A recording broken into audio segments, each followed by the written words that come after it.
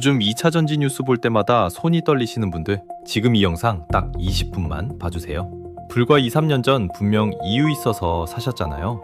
그런데 뉴스를 틀면 K배터리는 끝났다는 말이 매일 나오죠. 근데 저 그 말이 진짜인지 직접 숫자로 확인해봤습니다. 자, 여기서 핵심입니다. 비관론자들이 절대 말해주지 않는 숫자가 딱 2개 있거든요. 끝까지 보시면 지금 팔아야 하는지 버텨야 하는지 감이 아니라 구조로 판단하실 수 있게 됩니다. 혹시 2, 3년 전에 2차 전지 사셨나요? 에코프로, 포스코홀딩스, LG에너지솔루션. 그때 다들 이유가 있어서 사셨잖아요. 전기차가 세상을 바꿀 거라는 얘기가 매일 나왔고 배터리 없이는 전기차도 없다는 논리가 너무 명확했으니까요. 틀린 판단이 아니었습니다. 그런데 지금 계좌를 열어보면요. 에코프로는 2023년 7월에 주당 153만 원을 넘겼습니다. 지금 얼마인지는 굳이 말씀 안 드려도 아실 거예요. 포스코홀딩스도 마찬가지입니다. 전성기를 지나 박스권을 오래 지나왔고 바닥을 확인한 게 2025년 6, 7월이었습니다. 숫자로 보면요. 고점 대비 70% 이상 손실을 경험하신 분들이 상당수입니다. 3년입니다. 3년을 버텨오셨잖아요. 출근길에 뉴스에 열 때마다 K배터리는 끝났다는 제목이 튀어나오죠. 전기차 캐즘, 중국에 밀린다, 수익성이 없다, 삼성 SDI 영업이익 반토막. 비관론자들이 쏟아내는 말들이 틀리지 않아 보이는 숫자들과 함께 등장합니다. 심지어 주변에서 그거 언제 팔아? 라는 말을 들을 때마다 더 흔들리셨을 거예요. 그 뉴스를 볼 때마다 내가 잘못 판단한 건가 싶으셨을 거예요. 그런데 저는 오늘 그 고통에 딴지를 걸고 싶습니다. 3년을 버텼다는 건요, 이유 없이 산 사람이 아니라는 뜻입니다. 이유가 있어서 샀고 그 이유를 믿었기 때문에 버틴 겁니다. 적금 깨지 말까 고민하면서도 안 팔았고 가족한테 얘기도 못하면서 혼자 계좌 들여다봤을 거예요. 그 시간이 쌓였다는 건 그냥 버텼다는 게 아니라 믿음이 있었다는 겁니다. 그게 틀린 선택이었는지 맞는 선택이었는지는 지금이 아니라 구조로 판단해야 합니다. 그리고 저 그 구조를 직접 숫자로 확인해 봤습니다. 비관론 기사 말고 원자재 수요 데이터부터요. 쉽게 말씀드리면요. 비관론자들이 보여주는 숫자는 전기차가 안 팔린다는 쪽 숫자입니다. 그건 맞아요. 실제로 캐즘이 있었고 K배터리 기업들 실적이 안 좋았던 것도 사실입니다. 근데 비관론자들이 절대 말 안 해주는 숫자가 있습니다. 그 숫자가 지금 이 영상의 핵심입니다. 자, 여기서 핵심입니다. 전기차가 안 팔리는데 리튬 수요가 오히려 올랐습니다. 전 세계가 쓰는 리튬의 양이 전기차 침체기인 2025년에 사상 최대치를 기록했거든요. 이게 뭘 의미하는지 잠깐 생각해 보시면요. 전기차 말고 다른 곳에서 배터리를 엄청나게 쓰기 시작했다는 뜻인데요. 전기차가 안 팔리는데 왜 리튬 수요가 오히려 올랐을까요? 그런데 말씀드리기 전에 저 이 숫자 보고 처음엔 오타인 줄 알았습니다. 숫자로 보면요. 2025년 글로벌 리튬 수요가 160만 톤입니다. 사상 최대치예요. 전년도보다 30% 이상 늘었습니다. 앨범알이라는 회사가 올해 2월에 발표한 공식 수치입니다. 앨범알 들어보셨나요? 세계 최대 리튬 채굴 기업입니다. 칠레, 미국, 호주에 직접 광산을 운영하고 있고 전 세계 리튬 공급의 약 20%를 혼자서 담당합니다. 리튬 업계에서는 사실상 가격 기준점 역할을 하는 회사예요. 그 앨범알이 전 세계에서 리튬을 가장 많이 파내는 회사가 역대 최대 수요라고 말하고 있는 거예요. 이게 왜 이상하냐면요. 뉴스에서는 매일같이 전기차 캐즘 얘기가 나오잖아요. 전기차 안 팔린다. 배터리 기업 적자다. 분명 그 얘기가 맞습니다. 실제로 K배터리 3사는 올해 1분기도 적자입니다. 근데 리튬 수요가 역대 최대라고요? 쉽게 말씀드리면요. 전기차 배터리에 들어가는 게 리튬입니다. 전기차가 안 팔리면 배터리가 덜 필요하고 배터리가 덜 필요하면 리튬도 덜 써야 정상이죠. 그게 우리가 당연하게 생각해온 흐름이었거든요. 근데 반대 방향으로 가고 있는 겁니다. 배터리 수요 숫자도 같이 봐야 하는데요. 숫자로 보면요. 2025년 글로벌 전기차 배터리 설치량이 1187기가와트시입니다. 처음으로 1000기가와트시를 넘긴 거예요. 1년 전엔 900기가와트시 수준이었는데 31.7% 늘었습니다. 전기차 안 팔린다는데 배터리 수요는 오히려 사상 최대입니다. 뭔가 이상하지 않으세요? 비유를 하나 드리면요. 비가 안 왔다는데 강이 오히려 불었다고 생각해 보세요. 있을 수가 없는 일이잖아요. 그런데 실제로 강이 불었다면 답은 하나입니다. 다른 지류가 생긴 겁니다. 어딘가에서 새로운 물이 흘러들어오고 있는 거예요. 그것도 기존 지류보다 훨씬 굵게요. 리튬 수요가 딱 그 상황입니다. 전기차라는 기존 지류가 조금 줄었는데 어딘가에서 훨씬 큰 지류가 새로 생겨서 강을 오히려 불려놓고 있는 것입니다. 그렇다면 그 새로운 지류가 어디냐? 그게 이 영상의 핵심입니다. 앨범알 숫자를 보고 이거 왜 이러지? 싶었던 분들 잘 보신 겁니다. 그 의심이 맞는 겁니다. 비관론자들이 전기차 캐즘만 들여다보는 동안 완전히 다른 곳에서 수요가 폭발하고 있었거든요. 힌트를 드리자면 그 주인공은 전기차가 아닙니다. 전혀 다른 산업입니다. 자, 여기서 핵심입니다. 그 수요가 어디서 오는지 앨범알이 직접 말해줬습니다. 자, 여기서 핵심입니다. 앨범알이 직접 말해줬다고 했잖아요. 그게 어떤 자리에서 나온 말이냐면요. 컨퍼런스 콜입니다. 기업이 투자자들한테 실적이랑 전망을 직접 설명하는 공개 전화회의예요. 쉽게 말씀드리면요.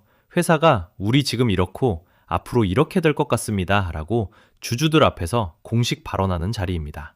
거기서 리튬 1등 회사 앨범알이 한 말이니까 그냥 전망치나 예측이 아니에요. 자기 사업 얘기입니다. 2026년 2월 12일 앨범알 Q4 2025 컨퍼런스 콜. 이 자리에서 나온 핵심 발언이 이겁니다. 2026년 리튬 시장이 공급 부족으로 전환될 것이다. 숫자로 보면요. UBS는 2026년 리튬이 22,000톤 부족해질 거라고 봤고 모건 스탠리는 8만 톤이 모자랄 거라고 예측했습니다.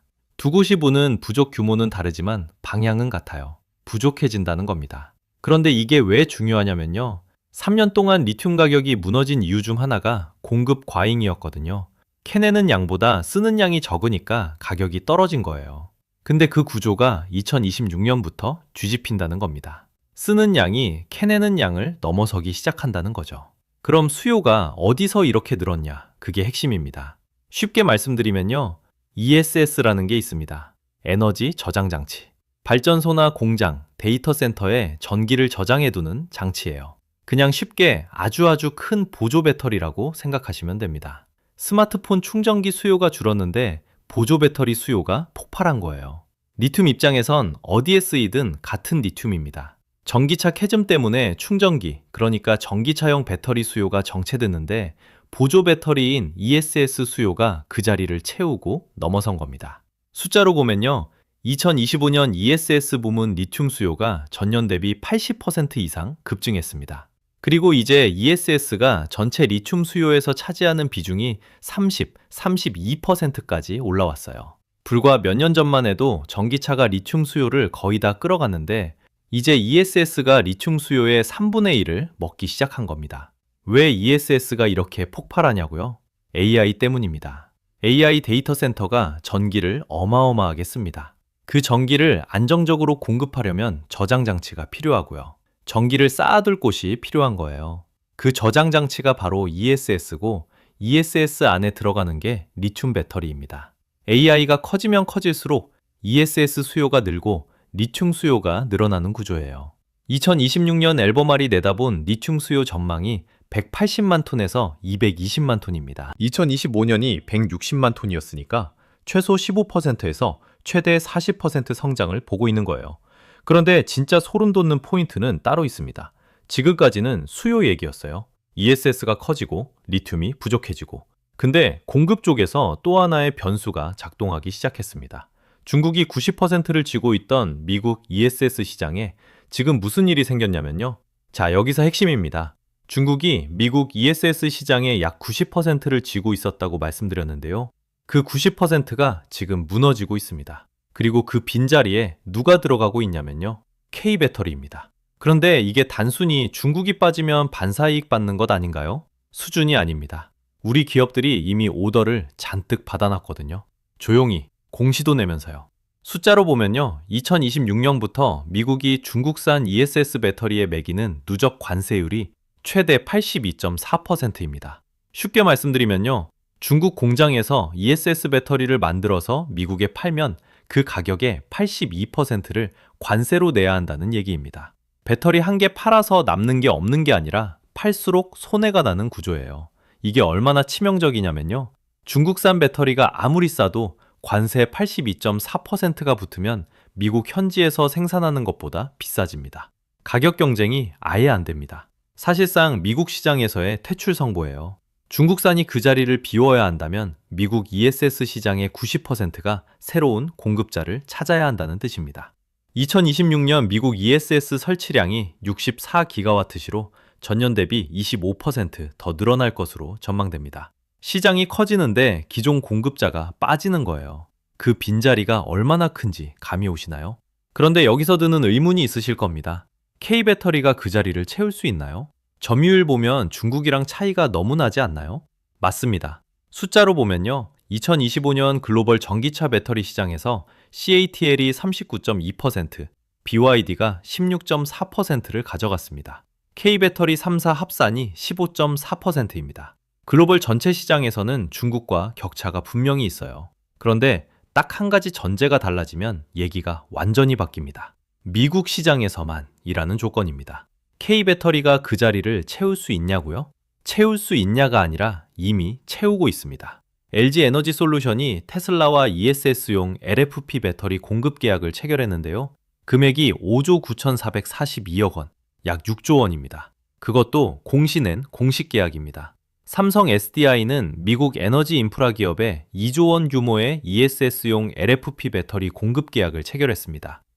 2027년부터 약 3년치 물량이에요.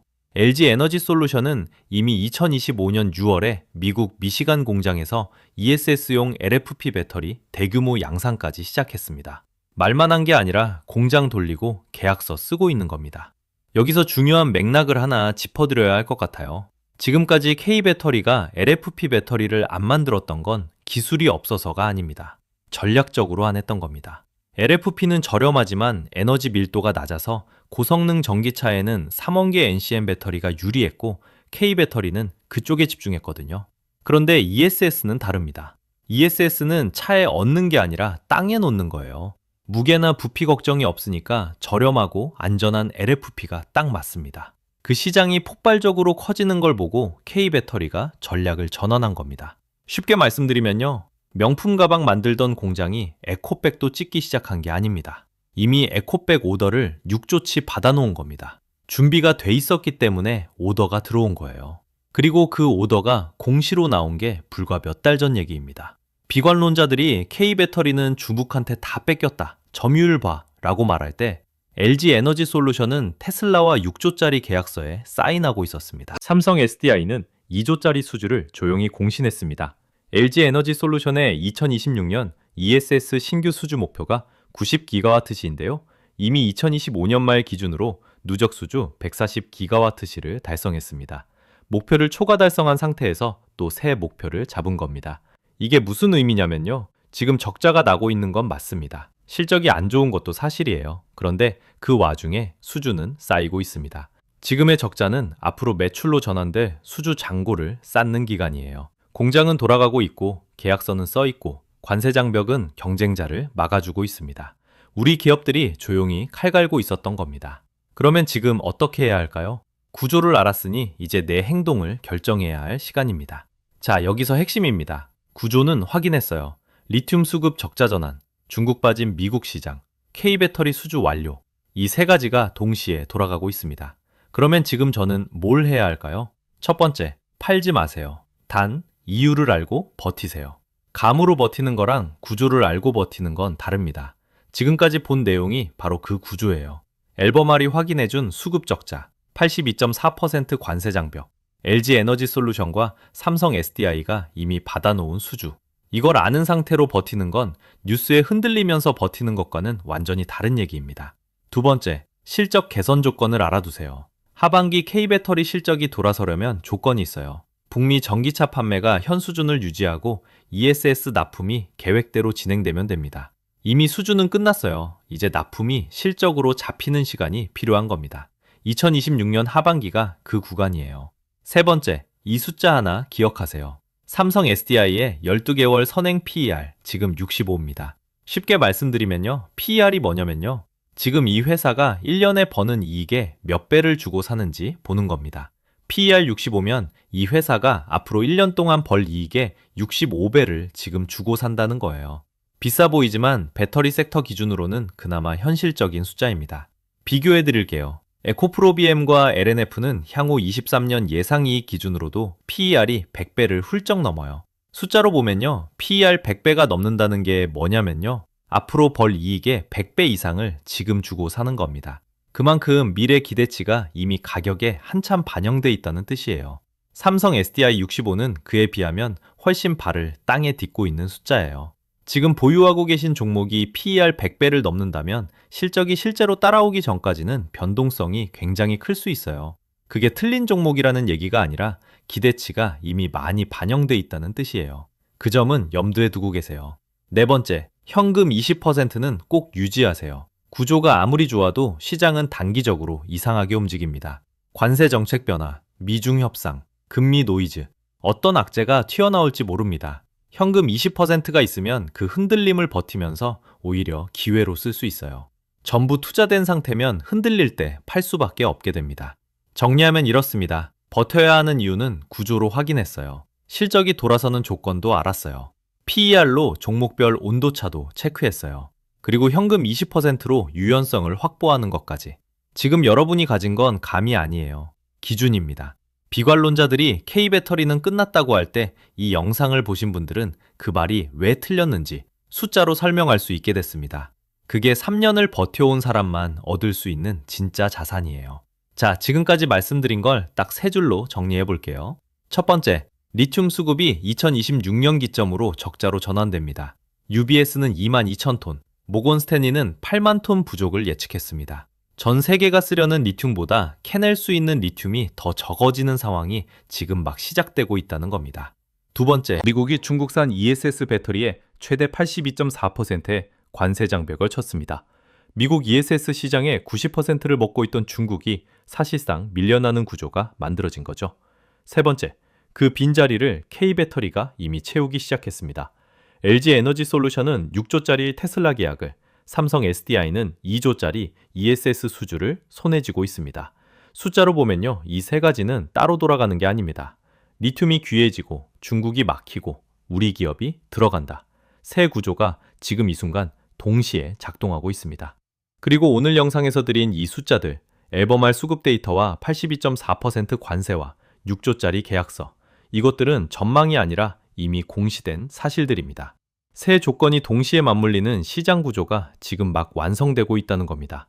비관론자들이 K배터리는 끝났다고 겁줄 때 우리 기업들은 조용히 6조짜리 계약서에 사인하고 있었습니다. 3년을 버텨오셨다면 그 인내가 틀린 게 아닙니다. 밤새 계좌 열어보고 팔까 말까 혼자 고민하면서도 끝까지 버텨오신 그 시간이 틀린 게 아닙니다. 구조가 맞았던 겁니다. 다만 시장이 그걸 가격에 반영하는데 시간이 걸렸을 뿐이에요. 그리고 그 시간이 지금 하반기를 향해 좁혀지고 있습니다. 이 영상이 도움이 됐다면 저장해두세요. 하반기 실적 발표 때 꺼내보실 날이 올 겁니다.